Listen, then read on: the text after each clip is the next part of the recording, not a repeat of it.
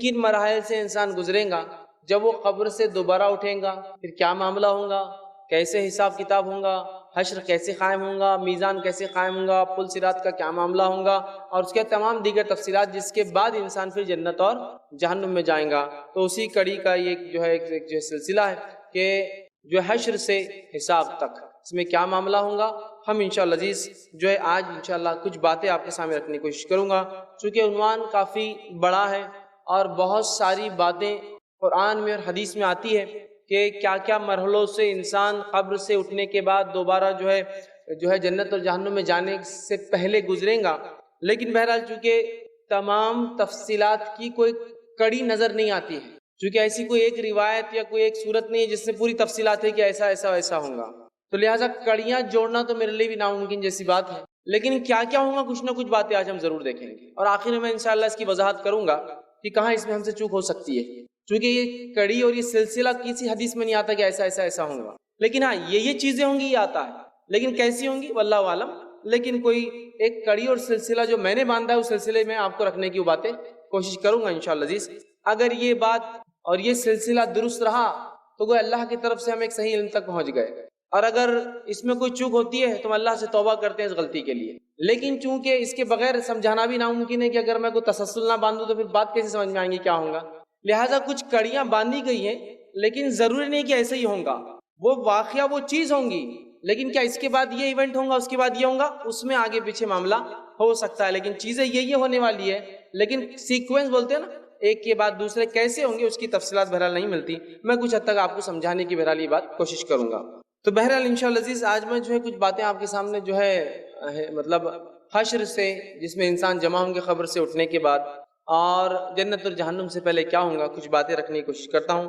سب سے پہلی چیز تو یہ کہ آخرت پر ایمان لانا ہم سب کے لیے جو ہے واجب ہے، جس کے تعلق سے ہم جانتے ہیں صحیح مسلم کی روایت ہے جس میں جبرائیل علیہ السلام خود ایک انسانی شکل میں آ کر جو ہے چند سوالات نبی اکرم صلی اللہ علیہ وسلم سے کیے۔ اس سوال میں جو یہ تھا کہ قیامت کب قائم ہوں گی، اور ایمان کیا ہے، اور اسلام کیا ہے، احسان کیا ہے، تو نبی اکرم صلی اللہ علیہ وسلم نے جو ایمان کے تعلق سے تفصیلات دی، اس کے اندر یہ ہمارے ایمان کا حصہ ہے آخرت پر ایمان، کہ ہم ایمان لائیں آخرت پر، والیوم الآخری۔ تو آخرت پر ایمان لانا میرے اور آپ کے لیے واجب ہے، ضروری یاد رکھیے۔ اسی طرح وہ جو گھڑی جس کو قیامت کہا جاتا ہے، یہ گھڑی یاد رکھیے اچانک آنے والی ہے، قیامت کو ایسی چیز نہیں ہے، ہاں اس کی علامتیں ہمیں پتہ ہے، لیکن وہ جب قائم ہوں گی، جب آئیں گی تو وہ اچانک آ جائیں گی، اس کے تعلق سے کوئی انٹیمیشن اور کوئی وارننگ نہیں دی جائیں گی، سوائے اس کے کہ چند علامتیں ہیں جس کی تفصیلات الحمدللہ پچھلے سالوں میں ہم نے بہت تفصیل میں لی۔ وہ کیا علامتیں ہوں گی جو بڑی اور چھوٹی جو قیامت سے پہلے ہوں گی، آپ اس کو دیکھ سکتے ہیں۔ تو قیامت اچانک قائم ہوں گی اور کسی کو ذرہ برابر بھی مہلت نہیں دی جائیں گی۔ اللہ رب العزت نے سورہ یاسین سورہ نمبر 36 آیت نمبر 48 سے لے کر 50 میں کہا اور فرمایا کہ قیامت اس طرح اچانک آئیں گی کہ نہ تو کسی کو وصیت کرنے کا وقت ملے گا اور نہ ہی گھر واپس جانے کی مہلت دی جائیں گی۔ تو قیامت ایک اچانک آنے والی چیز ہے۔ اسی طرح جو آپ صلی اللہ علیہ وسلم فرمایا کہا، فرشتہ سور جو ہے منہ میں لیے ہوئے اپنے کان اللہ کی طرف لگائے ہوئے ہے، اور اللہ کے حکم کے لیے وہ جو ہے انتظار کرتا ہے، اور جو ہی اللہ رب العزت اسے حکم دیں گا وہ سور کو پھونک دیں گا۔ اور اس فرشتے کی خصوصیت یہ ہے کہ وہ اللہ کی طرف جو ہے ٹیڑھی گردن کر کے دیکھ رہا ہے تاکہ کان اور آنکھیں ادھر رہے، اور وہ ایک بار بھی پلک نہیں مارتا، اس لیے کہ اس کے رب کا حکم سے کب آ جائیں گا وہ نہیں جانتا۔ تو لہٰذا قیامت ایک ایسی گھڑی ہے جو اچانک آ جائیں گی، مجھے اور آپ کو اس کی تیاری کرنے کا یا کوئی وارننگ نہیں ملیں گی، لہٰذا اس سے پہلے کہ قیامت قائم ہو، آخرت قائم ہو، اور یاد رکھیے قیامت جن لوگوں پہ آئیں گی وہ تو ایک الگ مسئلہ ہے، لیکن ایک انسان کی موت اس کے لیے قیامت ہوتی ہے، یاد رکھیے اس کی آخرت وہیں سے شروع ہو جاتی ہے۔ تو لہٰذا یا تو ہماری موت آ جائے یا پھر قیامت کی کوئی علامت یا قیامت آ جائے، اس سے پہلے ہمیں چاہیے کہ ہم توبہ کر لیں اور نیکی کی طرف بڑھیں۔ تو قیامت اچانک آ جائیں گے۔ اسی طرح جو ہے بہت سارے لوگ جو ہے قیامت کا انکار کرتے ہیں، بہت سارے لوگ جو ہے قیامت کا انکار کرتے ہیں، خواہ وہ مسلمان ہو یا نہ ہو، ٹھیک، تو انکار کرتے ہیں، اور ان کی خوش فہمیاں ہوتی ہے بہت زیادہ قیامت کے تعلق سے، آخرت کے تعلق سے، ٹھیک ہے۔ تو اس بات کو بھی اللہ رب العزت نے اپنی کتاب میں اور نبی اکرم صلی اللہ علیہ وسلم نے حدیث میں اس کو وہ کیا کہ منکرین قیامت کی جو خوش فہمیاں اور اس کے تعلق سے آتا ہے کہ جو دوبارہ پیدا ہونا ناممکن سی بات ہے۔ کچھ لوگوں کا یہ تصور ہے، یہ خیال ہے کہ ہم دوبارہ پیدا نہیں کیے جائیں گے، یہ اللہ تعالیٰ کے لیے ممکن نہیں دوبارہ پیدا ہو، حالانکہ اللہ نے قرآن میں بار بار سمجھایا کہ ہمارے لیے اگر مشکل ہی ہوتا تو پہلی بار پیدا کرنا ہوتا۔ اگر کسی چیز کو بنانا مشکل ہوتا ہے تو کب ہوتا ہے؟ پہلی بار۔ ایک بار بن جائے تو پھر دوبارہ بنانا تو بہت آسان ہے۔ مثال دیتا ہوں، کمپیوٹرز جو ہے بن گئے، بننے کو بہت ٹائم لگا، اب اگر پورے کمپیوٹر بھی کسی وجہ سے ختم ہو جاتی ہے، کر دی جاتے ہیں، اس کی ٹیکنالوجی ہم پھر ایجاد کر لیں گے چونکہ ہم اس کو پہلے بنا چکے ہیں. سمجھ رہے ہیں آپ؟ تو اگر بنانا مشکل ہی ہوتا تو پہلی بار ہوتا، دوسری بار کا تو کوئی مسئلہ اور ایشو ہی نہیں رہا. اب تو انسان دعویٰ کر رہے کہ ہم ڈائناسور کو واپس پیدا کر سکتے ہیں اس کی ہڈیوں کی بنیاد پر. جب انسان ہی دعوے کر سکتا اللہ کے لیے کیا ناممکن ہے. تو بہرحال تو وہ ان کا ایک دعویٰ ہے منکر قیامت کا، خوش فہمیاں کہ نہیں دوبارہ اٹھنا ناممکن ہے. دوسرا کہ اگر قیامت آ بھی گئی تو ہمارے وہاں بھی مزے رہیں گے، خوش فہمی کی زندگی، مطلب دنیا میں منمانی زندگی گزارتے ہیں اور یہ سوچتے ہیں کہ اگر مر بھی گئے، اگر قیامت اگر آ بھی گئی سمجھ لو تو یہاں بھی مزے ہیں اور وہاں بھی مزے رہیں گے. ٹھیک ہے. اسی طرح جو ہے ہم کھاتے پیتے لوگ ہیں، ہم کو عذاب نہیں ہونے والا.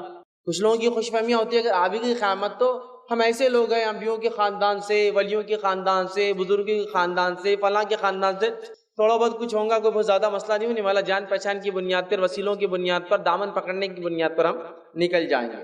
اسی طرح بہت سارے لوگ ایسے جو قیامت کا مذاق اور استہزاء مذاق اڑاتے ہیں، جوک بناتے ہیں، جیسے کہ مرنے کے بعد دوبارہ زندہ ہونے والی بات عقل میں نہیں آتی. تم ہی سوچو نا یار، مر گئے، مٹی بن گئے اور جو ہے چورا چورا ہو گئے، اب کیسا ہو سکتا ہے؟ اب دیکھو جا کے قبرستان میں جو مر گیا ہڈیاں نکل رہی، کیسے ہو سکتا ہے؟ تو مذاق اڑاتے ہیں. اللہ رب العزت نے ان لوگوں کا جواب سورہ جو ہے مومنون سورہ نمبر 23 آیت نمبر 35 سے لے کر 38 میں دیا ہے. میں انشاءاللہ عزیز آیتوں کا ترجمہ آپ کے سامنے ہو سکے تو رکھوں گا اور احادیث کا ہو سکے تو ترجمہ رکھوں گا، اور نہیں تو مفہوم بولتے ہوئے آگے چلا جاؤں گا، اس لیے کہ بہت ساری باتیں چونکہ آخرت کے تعلق سے آتی ہے اور یہ مرحلہ قبر سے اٹھائے جانے کے بعد، پہلے سور پھونکے جانے کے بعد سے لے کر حساب کتاب تک ہے، تو یقیناً اتنا وقت نہیں ہوگا کہ ہم تفصیلات میں جائیں. تو میں مفہوم بیان کرتے ہوئے انشاءاللہ عزیز حوالہ دیتے مفہوم بیان کرتے ہوئے آگے بڑھتا جاؤں گا. اسی طرح جو ہے مرنے کے بعد اگر ہم واقعی دوبارہ زندہ کیے بھی جائے تو یہ تو جادو کا کھیل ہوگا، مطلب ایک جوک کے انداز میں، ارے اگر ایسا ہو گیا تو پھر تو ایسا ہو جائیں گا. تو اس طرح سے لوگ جو بہت سارے قیامت کا مذاق اڑاتے ہیں، جس کا جواب اللہ رب العزت نے جو ہے سورہ ہود آیت نمبر اس کی 7 میں دیا ہے. اسی طرح جو ہے اگر دوبارہ زندہ ہونے کی بات سچی ہے تو ہزاروں برس پہلے جو لوگ مر گئے ابھی کیوں نہیں اٹھتے ہو؟ اگر زندہ ہونے کی بات سچی ہے تو پھر ہزاروں سال پہلے جو مرے وہ کیوں نہیں اٹھتے؟ کچھ لوگ مذاق اڑاتے ہیں. اللہ رب العزت نے اس کا جواب سورہ نمبر 44 آیت نمبر جو 34 سے لے کر 36 کے اندر تفصیل دیا.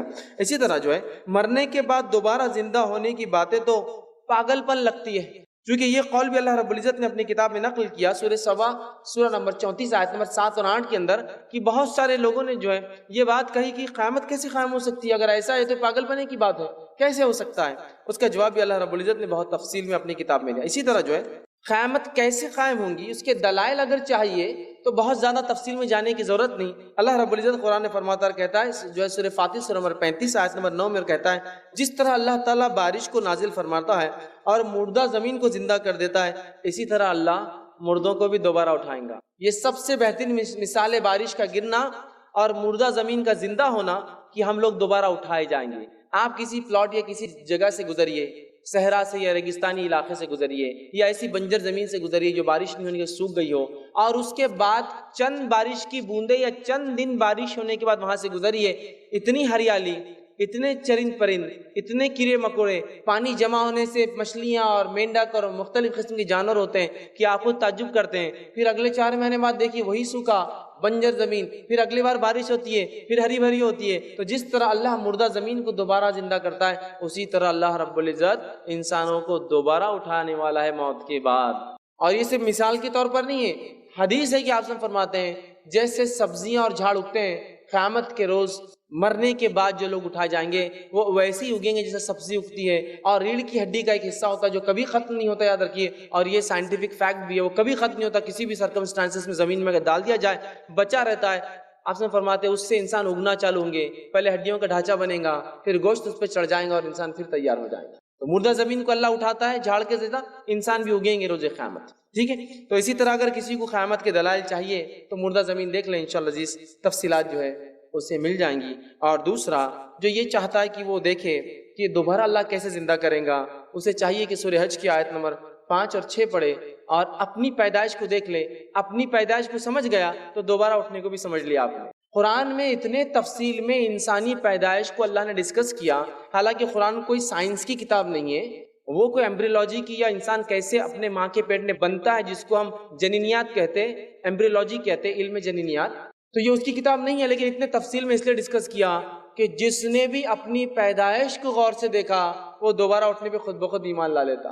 چونکہ پانی کے قطرے کا ماں کے رحم میں جانا اور اس قطرے سے انسان کا وجود ہونا اور وجود ہو کر اس کے اندر پلنا اور بڑھنا اور اس کے بعد اس کے رزق کا خود بخود انتظام ہونا اور اس کے بعد اس کا اتنی چھوٹی جگہ سے اتنے آسانی سے پیدا ہو جانا، یہ سب علامت ہے اس چیز کی کہ اللہ رب العزت نے جب پہلی بار بنایا، اگر غور کرو گے تو یقین جان لو گے کہ دوبارہ ضرور۔ تو جو لوگ انکار کرتے ہیں وہ اپنی پیدائش پہ غور کریں، پیدائش پہ غور کریں گے ایمان بہت مضبوط ہو جائے گا کہ اگر پیدا انسان جو کچھ نہیں ہوتا، پانی کا خطرہ اس سے ہو سکتا ہے، تو اللہ کے لیے کیا ہی ناممکن ہے کہ پھر دوبارہ ہڈی سے اور دیگر چیزوں سے انسان کو پھر سے اٹھا کھڑا کرے۔ تو بہرحال اس کا ضرور مطالعہ کریں۔ اسی طرح جو ہے زمین و آسمان کو پیدا کرنے والی ذات کیا انسانوں کو نہیں پیدا کر سکتی؟ اگر کسی کو قیامت قائم ہونے والی ہے، اس کو جاننا ہے اور اس کو یقین نہیں ہوتا کہ ہم دوبارہ اٹھائے جائیں گے، تو کائنات پہ کبھی غور کر لے۔ ایسٹرونومی، علم فلکیات، علم نجوم نہیں، علم فلکیات، اس پر غور کرے۔ جب وہ فلک کو اور علم فلکیات کو دیکھتا ہے، اللہ رب العزت نے جو جو چیزیں بنائی ہیں، اگر آپ تھوڑا بہت بھی مطالعہ کریں تو حیرت کریں گے، اپنی انگلیوں کو اپنے دانتوں تلے خود دبا لیں گے۔ سبحان اللہ، کیا ایسی ایسی چیزیں بھی ہیں؟ ایسی چیزیں، ایسے ستارے اور ایسے سیارے اللہ نے پیدا کیے کہ جس کو بن کر اربوں اور کھربوں سال ہو گئے، اور اربوں اور کھربوں سال پہلے بننے کے بعد ان کی روشنی کو سفر کر کے ہم تک آنے کے لیے اربوں اور کھربوں سال لگے۔ وہ تارے ٹمٹماتے ہیں نا، اربوں اور کھربوں سال پہلے ان کے اندر وہ دھماکے ہوئے تھے، جس کو روشنی جو 1,86,000 میل فی سیکنڈ، یا رفلی ایک موٹی زبان میں کہوں 3 لاکھ کلومیٹر فی سیکنڈ سے بھاگتی ہے، اربوں اور کھربوں سال چلتی ہے، تو وہ دھماکے کا آج ہم دیکھ پاتے ہیں۔ اتنی بڑی اللہ رب العزت کی کائنات ہے، تو جو اتنی وسیع کائنات کا مالک ہے، انسان جیسی اتنی چھوٹی مخلوق کا پیدا کرنا اس کے لیے ذرہ برابر بھی ناممکن سی بات نہیں ہے۔ تو جس کو یقین نہیں ہے وہ اپنی پیدائش دیکھ لے، مردہ زمین کو دیکھ لے یا کائنات کے وجود کو دیکھ لے، انشاءاللہ العزیز اس کا ایمان بہت پختہ ہو جائے گا اللہ رب العزت کی ذات پر۔ ٹھیک ہے، اسی طرح جو ہے قیامت جب قائم ہوگی، ٹھیک ہے، تو اس وقت آسمان کا کیا حال ہوگا؟ تو اللہ رب العزت فرماتا ہے کہ آسمان پھٹ کر سرخ چمڑے جیسا ہو جائیں گا جس روز قیامت قائم ہوں گی۔ سورہ رحمان سورہ نمبر 55 آیت نمبر 37 میں اللہ رب العزت نے اس کی وضاحت کی۔ اسی طرح آسمان پھٹ جائیں گا اور اس کی بندشیں ڈھیلی پڑ جائیں گی، مطلب جو اس کا جس کو کہیں گے نظم کے ساتھ ستارے اور سیارے چلتے ہیں، سب جو ہے ڈھیلا پڑ جائیں گا۔ اللہ رب العزت نے سورہ حاقہ سورہ نمبر 69 آیت نمبر جو ہے 16 میں بیان کیا۔ اسی طرح جو ہے آسمان جو ہے پگھلے ہوئے سونے کی طرح جو ہے قیامت کے روز سرخ ہو جائیں گا۔ اللہ رب العزت نے اس بات کو سورہ معارج سورہ نمبر 70 آیت نمبر 8 میں بیان کیا۔ اسی طرح آسمان بری طرح جو ہے ڈگمگانے اور ہچکولے کھانے لگیں گا۔ ٹھیک ہے، یہ اللہ رب العزت نے جو قیامت کے حالات بیان کیے، اور اس کو اللہ رب العزت سورہ طور سورہ نمبر 52 آیت نمبر 9 میں بیان کیا۔ اسی طرح جو ہے سورج کے تعلق سے اللہ بیان کرتا ہے اور فرماتا ہے کہ سورج بے نور ہو جائے گا روز قیامت اور اپنی روشنی کو کھو بیٹھے گا، جس کو اللہ رب العزت نے سورہ تکویر سورہ نمبر 81 آیت نمبر 1 میں بیان کیا۔ اسی طرح چاند کے تعلق سے بیان کیا کہ چاند بھی اپنی روشنی کو کھو بیٹھے گا اور بے نور ہو جائے گا، جس کو اللہ رب العزت نے سورہ قیامت سورہ نمبر 75 آیت نمبر 9 میں اس واقعے کو بیان کیا۔ اسی طرح نجوم، ستاروں کا یہ حال ہوگا کہ ستارے اپنے نور کھو بیٹھیں گے اور جھڑ جائیں گے، جیسے کہ وہ لگے وہاں سے نیچے گر جائیں گے، جھڑ جائیں گے، ستاروں کے یہ حالت ہو جائیں گی اور سارے بکھر جائیں گے۔ اسی طرح زمین کی کیفیت یہ ہوگی جب قیامت قائم ہوگی کہ زمین بری طرح ہچکولے کھائیں گی۔ ہچکولے سمجھتے ہیں؟ ایک گاڑی میں آپ بیٹھے ہیں اور اچانک اس کا فیول ختم ہو جائے، پیٹرول یا گیس ختم ہو جائے، تو وہ جھٹکے جو لیتی ہے وہ ہچکولے، آدمی اوپر اچکنا شروع کر دیتا ہے، یا جانور اچانک بھاگنا شروع کر دے کھڑے سے بدک کر، تو جو آدمی کی کیفیت ہوتی ہے پیٹھ پر وہ ہچکولے ہوتے ہیں، تو زمین ہچکولے کھانے لگیں گی۔ اسی طرح جو ہے زمین اللہ تعالیٰ کے ڈر سے کانپنے لگیں گی۔ اسی طرح جو اللہ رب نے فرمایا زمین اپنے خزانوں کو باہر نکال دیں گی۔ اسی طرح فرمایا زمین جو ہے ایک ہی جو ہے چوٹ میں ریزہ ریزہ ہو جائیں گی، مطلب قیامت میں جو جھٹکا محسوس ہوگا اس سے زمین ریزہ ریزہ ہو جائیں گی۔ اسی طرح جو ہے جو قیامت جو جب قائم ہوں گی تو پہاڑوں کا یہ حال ہوگا، اللہ فرماتا ہے پہاڑ بادلوں کے جیسے چلنے لگیں گے۔ پہاڑ بہت مضبوط چیز ہوتی ہے، زمین میں کئی کئی کلومیٹر دھسے ہوئے ہوتے ہیں، یہ جیسے بادل چلتا ہے نا، بادل کتنے آسانی سے ہوا چلتی ہے تو آپ دیکھیے چلتا ہے، بادلوں کے جیسے چلنے لگیں گے۔ اسی طرح جو ہے پہاڑ ریت کے ذروں کے جیسے ہو کر جو ہے ہوا میں اڑنے لگیں گے، اسی طرح جو ہے پہاڑ مٹی کے ڈھیلوں کے جیسا ڈھہ جائیں گے، کھڑے سے برباد ہو جائیں گے۔ اسی طرح جو ہے پہاڑ وہ روئی جس کو دھن دیا جاتا ہے، روئی جو ہوتی ہے نا موٹی ہوتی ہے، لیکن جب اس کو دھن کے صاف کرتے ہیں اور ہلکی ہوتی ہے، اس کو پھونک دیجئے ہوا سے گھومتے گھومتے نکل جاتی ہے۔ تو پہاڑ دھنی ہوئی اون جیسی نرم اور نازک ہوا سے اڑتی ہے، اس طرح سے اڑنے لگیں گے، جو کہ اتنی مضبوط چیز ہے۔ اور سمندر کے تعلق سے فرمایا سمندر جو ہے اس کا پانی آگ پکڑ لے گا، مطلب اتنی تپش ہوں گی روز قیامت کہ سمندر بھڑک جائیں گے اور جلنے لگیں گے۔ یہ مختصر تعارف تھا قیامت کا۔ اس کے پہلے کی علامتیں ہم اس سے پہلے دیکھ چکے ہیں۔ یہ قیامت قائم ہوتی ہے۔ اب کیا ہوتا ہے جو قیامت قائم ہوں گی، وہ کیا وجہ سے قیامت قائم ہوں گی، اس بات کی طرف آتے ہیں۔ اور وہ پہلی چیز ہے سور کا پھونکا جانا، سور پھونکا جانا۔ اور جو ہے قیامت کی ابتدا نفخ السور، سور کے پھونکے جانے سے چالو ہوں گی، جس کو سورہ قاف سورہ نمبر 50 آیت نمبر 20 میں اللہ نے بیان کیا کہ قیامت جو قائم ہوگی وَنُفِخَ فِي الصُّورِ، اور اللہ تعالیٰ جو ہے سور کو پھونکنے کا حکم دیں گا۔ نفخ اس کو پھونک دیا جائے گا، گویا وہ خالی چیزیں کو جس میں ہوا ماری جاتی ہے، تو سور پھونکا جائے گا، یہ پہلی چیز ہوگی۔ جو ہے سور کی شکل کیا ہے، تو اس کے تعلق سے جامع ترمذی کی روایت ہے، ایک شخص نے کہا اللہ کے رسول سور کیسا ہوگا؟ تو کہا سور جانور کے سینگ کی جیسی کوئی چیز ہے۔ جانور کا سینگ کیسا ہوتا ہے؟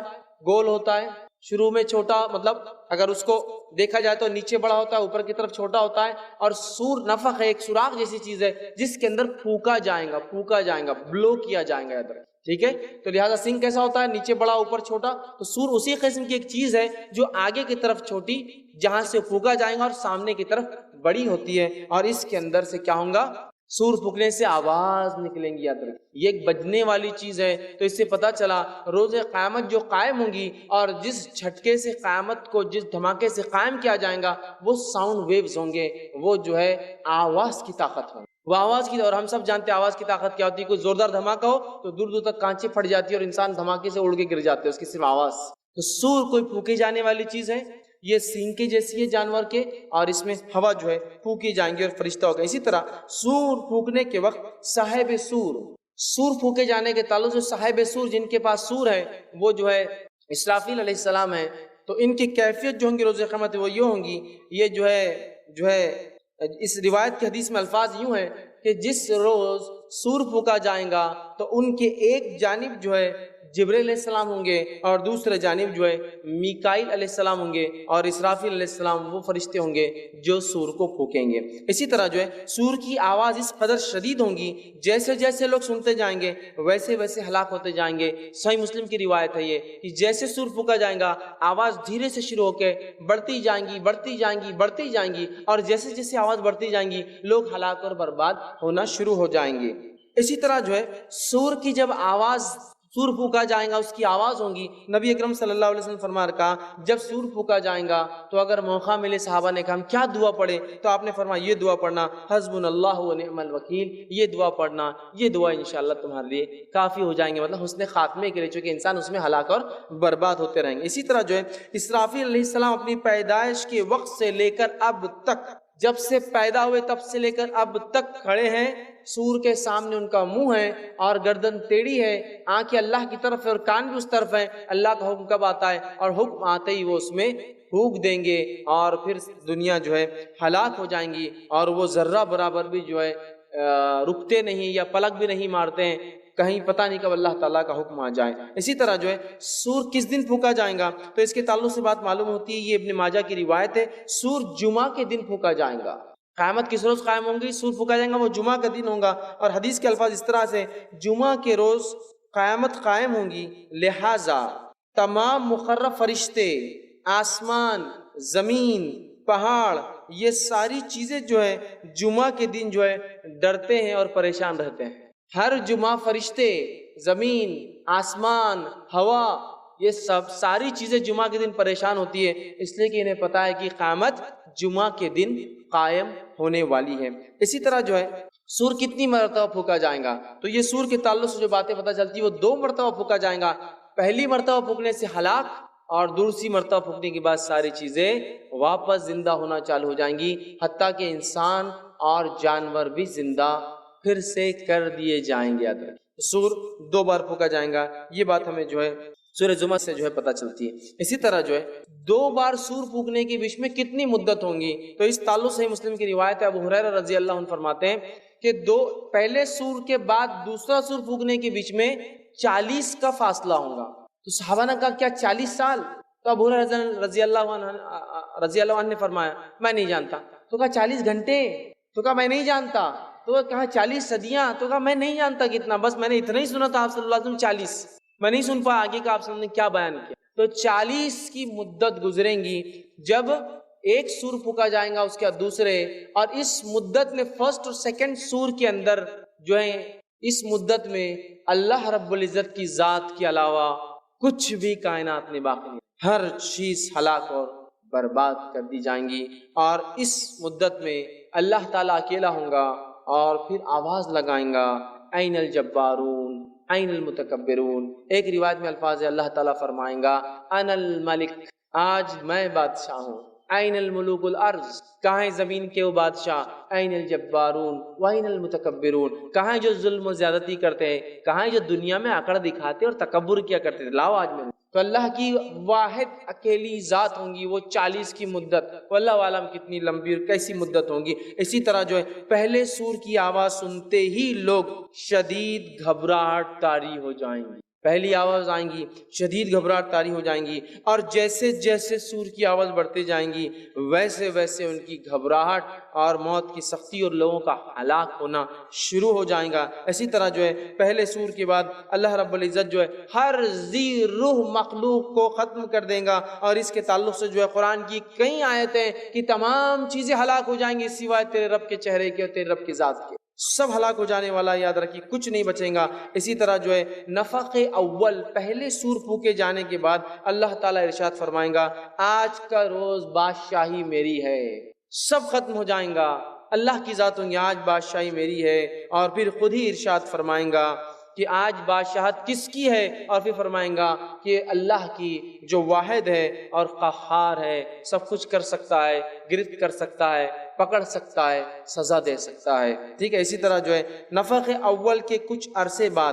آسمان سے بارش نازل ہوئی، پہلے سور پھونکے جانے کے بعد کیا ہوں گا، دوسرے سور سے پہلے آسمان سے جو ہے بارش نازل ہوں گی، جس سے جو ہے انسان جو ہے کہ ریڑھ کی ہڈی کا ایک حصہ ہوتا ہے جو باقی ہوتا ہے، وہاں سے انسان جو ہے پہلے ہڈی کا ڈھانچہ بنے گا، پھر گوشت پوش لگ جائیں گا، اور وہ پھر انسان بن جائیں گا جیسے پہلے انسان تھا، ٹھیک ہے۔ اسی طرح جو ہے نفخ دوم، اب دوسرا سور پھونکے جانے کے بعد کیا کیفیت ہوں گی، تو نفخ ثانی کے بعد دوسرے سور پھونکے جانے کے بعد تمام اجسام زندہ ہوں گے، اور انسان جو ہے اٹھ کر کھڑے ہونا چالو ہو جائیں گے، تمام لوگ، مطلب پہلے سور کے بعد ایک بارش برسیں گی، اس بارش کے بعد دوسرا سور پھونکا جائے گا، اور پھر انسان اٹھنا شروع ہوں گے، اور نفخ ثانی کے بعد جو ہے لوگ قبروں سے اٹھیں گے اور اللہ تعالیٰ کی عدالت میں حاضر ہونا چالو ہو جائیں گے۔ اسی طرح جو ہے دوسرے سور کے بعد سب سے پہلے نبی اکرم صلی اللہ علیہ وسلم اٹھیں گے، اپنی قبر سے اٹھیں گے، اور آپ صلی اللہ علیہ وسلم کے بعد باقی لوگ اٹھیں گے۔ جامع ترمذی کی روایت آپ نے فرمایا کہ سب سے پہلے جب دوسرا سور پھونکا جائے گا میں اپنی قبر سے نکلوں گا اور نکل کے اللہ کے عرش کی طرف بڑھوں گا، اور جب وہاں جاؤں گا تو دیکھوں گا موسیٰ عرش سے پہلے سے لپٹے ہوئے، میں نہیں جانتا کہ موسیٰ بے ہوش ہوئے تھے یا نہیں ہوئے تھے، یا مجھ سے پہلے اٹھ کر آ کر وہاں کھڑے ہو گئے، لہٰذا مجھ میں اور موسیٰ میں کمپیریزن مت کیا کرو، موازنہ، چونکہ ایک مرتبہ صحابہ کی ایک جماعت یہودیوں سے لڑ رہی تھی کہ ہمارا نبی افضل، یہودی کرے ہمارا افضل، اور صحابہ کرے محمد صلی اللہ علیہ وسلم افضل، وہ کرے موسیٰ علیہ السلام افضل، تو آپ نے کہا موسیٰ سے میرا موازنہ کمپیریزن مت کیا کرو، اس لیے کہ روز قیامت مجھ سے پہلے کھڑے ہوں گے، میں نہیں جانتا بے ہوش ہوئے تھے یا نہیں ہوئے تھے، یا مجھ سے پہلے اٹھ کر وہاں چلے گئے، ٹھیک ہے۔ تو آپ صلی اللہ علیہ وسلم اٹھیں گے، اور آپ صلی اللہ علیہ وسلم جو ہے سب سے پہلے اپنی قبر سے نکلیں گے، اور اس کے بعد سارے لوگ جو ہے قبروں سے نکلیں گے۔ قبروں سے اٹھنے کی کیفیت کیا ہوگی، تو اس تعلق سے آتا ہے کہ اللہ رب العزت قرآن میں فرماتا ہے سورہ نمبر 27 سورہ نمل اور اس کی آیت نمبر جو ہے 87 میں اللہ فرماتا ہے، کہتا ہے لوگ اپنی قبروں سے جو ہے شدید گھبراہٹ کی حالت میں اٹھیں گے، اس لیے کہ پریشان ہوں گے کہ اس نیند سے کس نے جگا دیا۔ اسی طرح جو ہے جس آدمی کو جانور نے کھایا ہوگا जिस आदमी जो आदमी पानी में डूबा होगा, इसी तरह जो आदमी जिस हालत में होगा, हत्ता कि अगर जल कर राख बन गया होगा तो हर इंसान उसी हालत में उठेगा। कोई जानवर के पेट से निकलेगा, कोई पानी से निकल कर आएगा, कोई राख से निकल कर आएगा। मतलब जो जिस कैफियत में मरा था उस कैफियत में उठेगा। शहीद की हालत में उठेगा, रोजेदार रोजे की हालत में उठेगा, तवाफ में मरने वाला हाजी जो है तवाफ की हालत में उठेगा, जानवर ने जिसको खाया वो जानवर के पेट से उठेगा, पानी में डूबा पानी से उठेगा, जो जल गया राख बन गया वो अपनी राख से निकलेगा। इसको जामे तिरमिज़ी ने जो है रिवायत किया। इसी तरह जो है लोग अपनी कब्र से इतनी तेजी से निकलेंगे और इतने ज्यादा निकलेंगे जैसे टिड्डियां होती है ना, टिड्डियां कीड़े वो होते हैं ना कभी जो खेत में लग जाते हैं, कितनी तादाद है, पहले तो 1 2 3 दिखते हैं, फिर ऐसा झुंड कि आपको इधर से उधर दिखता नहीं कि टिड्डियां इतनी आती है। कीड़ा होता है ना जो घास खा लेता है, फसलें बर्बाद करता है, टिड्डियों की तरह उठेंगे। और इस बात को अल्लाह रब्बुल इज्जत ने सूरह कमर सूरह नंबर 54 आयत नंबर 6 से लेकर 8 में बयान किया कि इंसान टिड्डियों के जैसे उठेंगे। इसी तरह लोग अपनी खबरों से नंगे बदन, नंगे पांव और बेखतना उठेंगे। ये सही मुस्लिम की रिवायत है। माँ आयशा ने फरमाया अल्लाह के रसूल नंगे बदन, नंगे पांव, बगैर खतना के कैसा अजीब मंजर होगा, कितनी शर्म की बात है। तो कहा आयशा किसी की कोई फिक्र ही नहीं होगी, कोई किसी को देखेगा भी नहीं कोई उनकी हालत है। और इस बात को अगर समझना है तो आप कभी उस कैफियत को देख सकते हैं जब किसी का अल्लाह ना करे एक्सीडेंट हो जाए और आप वहाँ मौजूद हो और वो आपका कोई करीबी हो, कैसी गड़बड़ होती है कुछ समझ में नहीं आता। चप्पल है नहीं है, कपड़े है नहीं है, कुछ पहना हुआ है कुछ है नहीं है, वॉलेट जेब में है नहीं है, बस उठाए और भाग जाता। और कई देर बाद फिर सुध आती कि ऐसा हुआ, अरे मैं तो चप्पल गलत पहन के आ गया, अरे नंगे पैर आ गया, अरे वो बच्चा मैंने कहाँ भूल गया जो गोद में था, एक्सीडेंट के चक्कर में वो किसी को दे दिया था, अरे मेरे हाथ में फला तत्ता भी आता था ना। तो ये कैफियत ऐसी होंगी, इंसान नंगे होंगे लेकिन कोई किसी को देखेगा तक नहीं, इसलिए कि कैफियत और हालत ही ऐसी होंगी। तो इंसान बेखतना और एक रिवायत मतलब बगैर बाल के, बगैर खतना के 30 और 33 साल की उम्र की हालत में उठेंगे। ठीक है। इसी तरह जो है खबर से निकलते ही 2 फरिश्ते हर इंसान को दबोच लेंगे और पकड़ लेंगे। खबर से निकलते ही 2 फरिश्ते हर इंसान को दबोच लेंगे, पकड़ लेंगे। नेक इंसान को अच्छाई के साथ वो ले जाएंगे और बुरे इंसान को वहीं से शदीद मार मार कर पीट पीट कर वहां से ले जाएंगे। तो खबर से निकलती 2 फरिश्ते पकड़ लेंगे। सूरह सबा सूरह नंबर 34 आयत नंबर 51 में अल्लाह रब्बुल इज्जत ने इस बात को फरमाया। इसी तरह जो है काफिर अपनी खबर से उठते ही फरिश्ते दबोच के इतने जिल्लत की मार मारेंगे और जलील करके उसे जो है मकाम महशर तक पहुंचाएंगे, जिस बात को अल्लाह रब्बुल इज्जत ने सूरह मारिज सूरह नंबर 70 आयत नंबर जो 43 और 44 में बयान किया। इसी तरह जो है अहले ईमान अपनी खबरों से जो है बेरेश, बगैर रुएं, बगैर बालों के उठेंगे, बेमूछ, उनको मूछे नहीं होंगी। ठीक है। इसी तरह जो है सुरमगीन मतलब सुरमे लगाई हुई आंखें कैसी होती है ना, उस आंखों के साथ जो है वो जो है 30 साल की उम्र में उठेंगे। और इस बात को जामे तिरमिज़ी की रिवायत में आप सल्लल्लाहु अलैहि वसल्लम फरमाया कहा इस कैफियत में इंसान उठेंगे। इसी तरह जो है खबर से उठने के बाद सबसे पहले इब्राहिम अलैहिस्सलातु वस्सलाम को कपड़े पहनाए जाएंगे। उसके बाद आपसे फरमाते फिर मुझे कपड़े पहनाए जाएंगे। और इस बात को जो इमाम बैहक़ी ने जो है अपनी किताब में रिवायत किया, सबसे पहले इब्राहिम अलैहिस्सलाम को कपड़े क्यों पहनाए जाएंगे, इस ताल्लुक से जो है कुछ उलमा लिखते हैं वो इसलिए कि इब्राहिम अलैहिस्सलातु वस्सलाम जब आग में डाले गए थे तो उन्हें नंगा कर दिया गया था, तो अल्लाह ताला उसका बदला उन्हें देगा और सबसे पहले कपड़े पहनाएगा। वल्लाहु आलम फिर इसका और क्या माना हो सकता है, लेकिन सबसे पहले इब्राहिम अलैहिस्सलातु वस्सलाम को कपड़े पहनाए जाएंगे, फिर मोहम्मद सल्लल्लाहु अलैहि वसल्लम को कपड़े पहनाए जाएंगे। खबर से उठने के बाद जो सबसे पहले जिसको कपड़े पहनाए जाएंगे ये शख्सियत है, उसके बाद दीगर लोग। इसी तरह हर आदमी क़यामत दिन अपनी खबर से मौत वाली हालत के अंदर और नीयत पर उठेगा। 2 चीजें, मौत वाली हालत और मौत वाली नीयत। मौत किस कैफियत में हुई, जानवर ने कहा तो उसमें, और किस नीयत मतलब वो क्यों मरा था, क्या नीयत थी। किसी को मारने गया था, जंग लड़ने गया था, सताने गया था, तकलीफ देने की नीयत से जा रहा था, शराब की हालत में जा तो शराबी उठेगा, और क्या नीयत पे था उस नीयत पर। लिहाजा हमेशा अल्लाह ताला से हुस्ने खात्मे की शदीद दुआ करनी कि अच्छी मौत दे अल्लाह ताला। और सिर्फ खाली दुआएं काफ़ी नहीं होती, अमल भी ऐसा हो कि अच्छे काम करते रहें। और ये उलमा लिखते हैं कि अच्छे काम जो लोग करते हैं अल्लाह अच्छाई में मौत देता है और बुरे लोगों को उनके गुनाह और बुराई में मौत दे देता है। ठीक है, तो लिहाजा बचना चाहिए। इसी तरह जो है वहशी जानवर भी एक मर्तबा उठाए जाएंगे, जिंदा किए जाएंगे और बाद में अल्लाह ताला उनका हिसाब करके, मतलब वो जो बकरी सींग वाली बगर सींग को मारी थी वो हो जाएगा और फिर मिट्टी बना देगा। सूरह तकवीर सूरह नंबर 81 आयत नंबर 5 में इसकी तफसीलात आती है। इसी तरह अब कुछ बातें आई हश्र के ताल्लुक से देखते हैं। नबी अकरम सल्लल्लाहु अलैहि वसल्लम फरमाते हैं, सही बुखारी की रिवायत है, कुछ लोग अपनी खबरों से उठकर पैदल मैदान महशर में पहुंचेंगे, वॉकिंग پیدل میدان محشر میں پہنچیں گے۔ اسی طرح ایک اور روایت میں جو بخاری کی حدیث آپ نے فرمایا، کچھ لوگ اپنی خبروں سے اٹھ کر سواریوں پر میدان محشر میں پہنچیں گے۔ یہ وہ لوگ ہوں گے جن کا ظاہر سی بات اللہ اکرام کریں گے، تبھی وہ سواریوں پہ، تو سواریوں پر پہنچیں گے اور کافر کو آگ مقام محشر پہ ہکال کے لے جائیں گے۔ کافر کے پیچھے ایک آگ لگ جائیں گی اور وہ کئی غلط ڈائریکشن میں بھاگیں گا تو پھر ادھر سے روک دیں گی، صرف اس کو وہ ڈائریکشن میں جان دیں گی جو مقام محشر ہوگا۔ حشر مطلب حساب اور کتاب کی زمین اور جگہ، ٹھیک ہے، اس لیے حشر سے حساب تک وہ جگہ جو ہے آگ انہیں ہانک کر لے جائیں گے۔ اسی طرح کچھ لوگ اندھے اور بہرے اٹھنے کے باوجود منہ کے بل میدان محشر میں لے جائے جائیں گے۔ مطلب کچھ لوگ ایسے ہوں گے جنہوں نے ایسے گناہ کیے ہوں گے جس بات کو اللہ رب العزت سورہ بنی اسرائیل آیت میں 97 میں فرمایا، ان کے گناہوں کی وجہ سے اللہ ان کو گونگا اور اندھا کرے گا، اور منہ کے بل، منہ اللہ والا منہ کے بل انسان کیسے چلیں گے ہم نہیں جانتے، لیکن منہ سے چلتے ہوئے آئیں گے، مطلب منہ نیچے اور سر پیر اوپر، اللہ حفاظت کرے، لیکن وہ اس طرح سے چلتے ہوئے آئیں گے۔ کچھ لوگ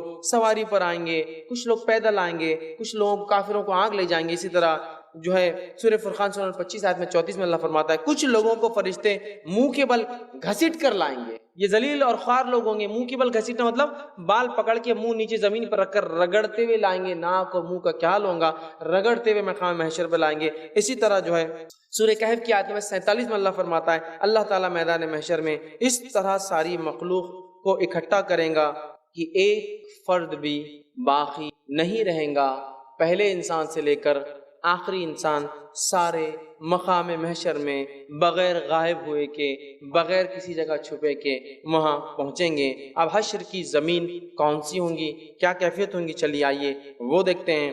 سرزمین شام لوگوں کے اکٹھا ہونے کی جگہ ہے۔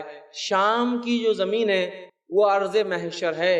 حشر جس روز قائم ہوگا، لوگ جمع ہو کے حساب کتاب جس زمین پر ہونے والا ہے، وہ زمین کون سی زمین ہے؟ ارض شام، جو کہ نبی اکرم صلی اللہ علیہ وسلم کے زمانے میں ایک ملک تھا، آج 5-6 ملک اس کے اندر ہے۔ ارض شام یاد رکھے، جس میں جو ہے سیریا، لیبنن، جارڈن، فلسطین، ٹھیک ہے، یہ پورے ملک جاتے ہیں۔ اس زمانے میں ایک ملک تھا، اس کو کہتے تھے شام۔ تو شام کی سرزمین ارض محشر ہے، وہاں انسانیت جمع ہوں گی۔ اور اسی طرح ہم نے ایک اور روایت دیکھی تھی کہ شام کے لوگوں پر فرشتے اترتے ہیں، ان کے نیک لوگوں پر، ٹھیک ہے۔ تو ارض جو ہے شام، یہ مقام محشر ہے، یہ ارض محشر ہے، یہاں لوگ جمع ہوں گے۔ اسی طرح میدان محشر کی زمین اور آسمان ہمارے موجودہ زمین آسمان کے الگ ہوں گے، اللہ ان کو پھر سے بنائے گا۔ اس بات کو اللہ نے سورہ ابراہیم جو ہے سورہ نمبر 14 اور اس کے آیت 48 میں اس بات کو بیان کیا کہ وہ جو زمین ہوں گی شام کی ہوں گی، لیکن اللہ اس کو پھر سے پیدا کریں گا، پھر بنائیں گا، اس کا آسمان بھی پھر سے پیدا ہوگا، اس کی زمین بھی پھر سے پیدا کی جائیں گی، وہ مقام ہوگا۔ اور میدان محشر کی زمین چمکدار خاکی رنگ کی، مٹی کے رنگ کی اور صاف ستھری اور ہموار ٹکیا، گول ہوتی نا ٹکیا بناتے، ہموار جو ایک دم پلین ہو، اس طرح کی ہوں گی، کوئی اونچ نیچ، اوبڑ کھاوڑ، نیچے اوپر پلین زمین جس میں سب لوگ دیکھے جا سکتے سامنے کھڑے، ٹکیا کی جیسی۔ آج جو زمین پہ ہم رہتے ہو بال کی جیسا ہے، گول ہے، وہ ٹکیا کی چپٹی ہوں گی، لوگ دیکھ سکیں گے یہاں سے وہاں تک انسانی جو انسانیت کھڑی ہے پوری، اول سے لے کر آخر تک۔ اور یہ زمین خاکی رنگ کی، مٹی کے رنگ کی، صاف ستھری ہموار ٹکیا کی جیسی ہوں گی۔ اسی طرح جو ہے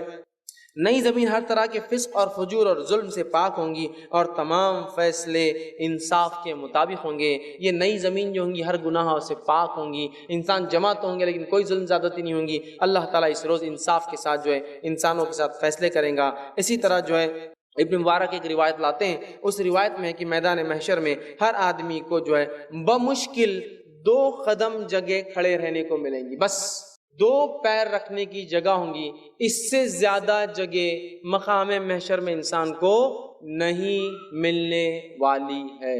صرف 2 قدم رکھنے کی جگہ، بس 2 سٹیپس، بس اس سے ہٹ کر نہ چلنے، نہ پھرنے، نہ بھاگنے کی جگہ ہوں گی، چونکہ مقام محشر بہت سختی والی جگہ ہے، بہت خطرناک جگہ ہے۔ مقام محشر کی ہولناکی کیا ہوں گی؟ ایک تو بھاگنے کی جگہ نہیں، 2 قدم بس رکھے ہوئے، اس کی ہولناکی کیا ہوں گی؟ تو نبی اکرم صلی اللہ علیہ وسلم فرماتے، طبرانی کی روایت آپ نے فرمایا، حشر کی ہولناکی موت اور قبر کی سختیوں سے کئی گنا زیادہ ہے۔ مقام محشر میں جو کیفیت انسان کے ساتھ ہونے والی ہے وہ اتنی سخت کیفیت ہے کہ قبر کی تکلیف، موت کی تکلیف کچھ بھی نہیں ہے، نتھنگ، کچھ بھی نہیں ہے، اتنا زیادہ خطرناک جگہ ہے۔ اندازہ لگائیے، بھاگنے کو جگہ نہیں، صرف 2 قدم جمے ہوئے ہے۔ تکلیف اور شدت ایسی جیسا موت اور قبر میں بھی جو نہیں ہوئی وہ تکلیف ہونے والی یہ وہ جگہ ہے۔ اسی طرح جو ہے آپ صلی اللہ علیہ وسلم فرماتے ہیں حشر کی گرمی، 2 قدم رکھنے کی جگہ، تکلیف ایسی انسان کو کہ موت اور قبر میں نہیں آئی۔ حشر کا میدان اتنا گرم ہوگا کہ پسینہ اس طویل مدت تک بہتا رہے گا کہ لوگ تنگ آ کر اللہ سے دعا کریں گے کہ حشر قائم کر، بھلے ہی ہمیں چاہے تو جہنم میں ڈال دے اٹھا کر۔ میزان قائم ہو جائے، ترازو لگ جائے، حساب کتاب ہو جائے، بھلے ہی اللہ ہمیں جہنم میں ڈال دے، لیکن یہ تکلیف ہماری برداشت کی۔ حشر کا میدان بہت تکلیف دہ جگہ ہے، قدم رکھنے کے لیے صرف 2 قدم رکھنے کی جگہ، پسینے کا وہ حال کہ پسینہ بہتا رہے گا، اس پسینے کی تکلیف، شدت اور بدبو سے پریشان آ کر لوگ کہیں گے اے اللہ حشر قائم کر دے، میزان قائم کر دے، حساب کتاب کر دے، جنت جہنم میں ڈال دے، بھلے ہی جہنم میں ڈال دے لیکن کچھ نہ کچھ آگے فیصلہ کر دے۔ اس کیفیت میں ہم نہیں کھڑے رہ سکتے اب، ٹھیک ہے۔ اور پسینہ اتنا آئے گا، روایت میں آتا ہے کہ اس پسینے میں اگر کوئی کشتی اگر ڈال دے تو کشتیاں ان انسان کے پسینے میں آرام سے چل سکتے، اتنا پسینہ نکلے گا۔ اسی طرح جو ہے حشر میں آتا ہے روایت کے اندر سب مرد اور عورتیں ننگے بدن ہوں گے، ننگے پاؤں ہوں گے، بغیر ختنہ کیے ہوئے ہوں گے، اور خوف اور دہشت کی وجہ سے جو ہے ان کو کوئی ہوش نہیں ہوگا۔ ایسا خوف، ایسی دہشت ہے وہ حشر کی کہ انہیں کوئی ہوش نہیں ہوگا۔ اسی طرح جو قرآن فرماتا ہے سورہ شورى سورہ نمبر 26 آیت نمبر 91 میں کہ کافر جو حشر کے میدان میں جو خوف اور غم ہوگا اس کا اتنا اضافہ ہو جائے گا کہ حشر کے میدان میں جو ہے جب جہنم لائی جائیں گی تو ان کے چہرے کالے پڑ جائیں گے، اور کافر کو تکلیف دینے کے لیے اللہ جہنم کو مقام محشر میں لائے گا، اور مقام محشر میں 70,000 فرشتے، مطلب 70,000 جب جہنم لائی جائیں گی تو 70,000 حصے ہوں گے عذابات کے، اور ہر ایک حصے کو 70,000 فرشتے کھینچ کر لائیں گے جہنم میں۔ ایک بہت بڑی حقیقت ہے، یاد رکھیں، ایک بہت بڑی فزیکل چیز ہے۔ بہت سے لوگ بولتے ہیں نہیں ڈرانے کے لیے رہتی، 70,000 فرشتوں کا پل کر کے کھینچ کر لانا کوئی مذاق کی بات نہیں ہے، اور ایک ایک حصے کو 70,000 فرشتے، 70,000 ضرب 70,000 490 کروڑ فرشتے صرف جہنم کو کھینچ کر لائیں، ٹھیک۔ اسی طرح جو ہے حشر کی ہولناکیوں کو دیکھ کر کفار اور فجار گناہگاروں کے چہرے کالے سیاہ پڑ جائیں گے۔ سورہ یونس آیت نمبر 27 میں بات اللہ رب العالمین نے فرمائی۔